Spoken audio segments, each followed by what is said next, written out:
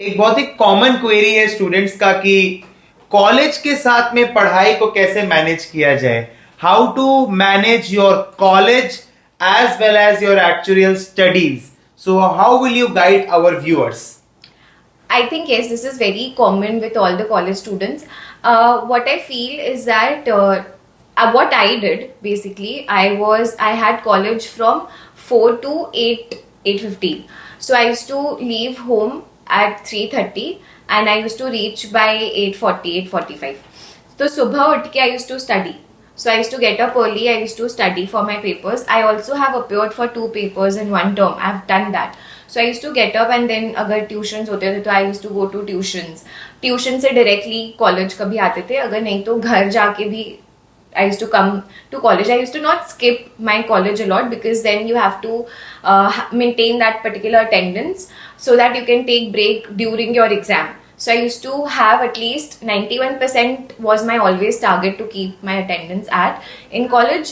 And फिर वापस से घर जाके I used to do like 1 hour of revision, कुछ भी जो easy लगता है उस समय because you are very tired at the end of the day, and obviously sleep on time, get up on time and again study.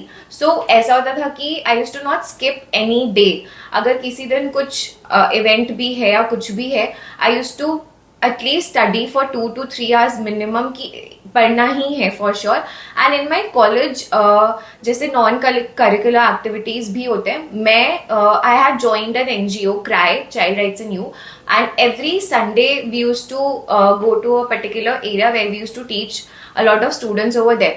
तो every Sunday around 4 to 5 hours उसमें निकल जाता था and then obviously come back home and again take some rest and study.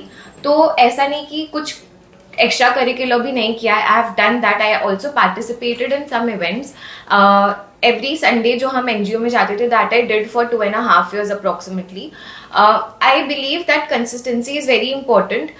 College को भी जब आप college में पढ़ रहे हो तो मेक श्योर आप कॉलेज में अच्छे से ध्यान देके पढ़ो सो दैट आपको एग्जाम में उतना प्रेशराइजिंग नहीं फील हो. आई डिड बीकॉम, तो मेरे लिए उतना ज्यादा आई विल नॉट से कि बहुत डिफिकल्ट था, but as an at the same time I used to pay attention in class so that क्या होता था कि एग्जाम के पहले एक दिन पहले भी अगर आप पढ़ोगे तो वो मैनेज हो जाएगा.